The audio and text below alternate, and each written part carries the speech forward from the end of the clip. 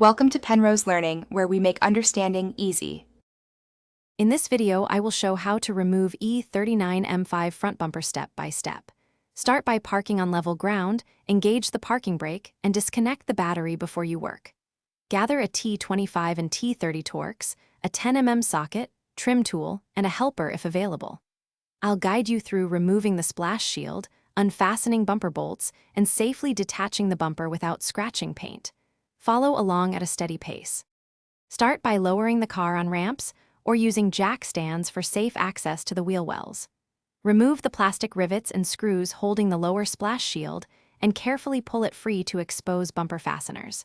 Inspect each wheel well for hidden screws and trim clips, then remove them using the correct Torx and socket sizes.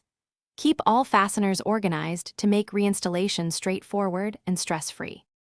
With the lower shield removed and wheel wells cleared, remove the top edge bolts and the inner wheel well screws.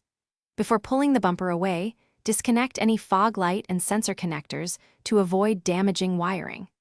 Have a helper support the bumper as you unclip it from the fenders to prevent paint damage and misalignment. Set the bumper on a padded surface and inspect mounting points for any broken clips or bent tabs before starting.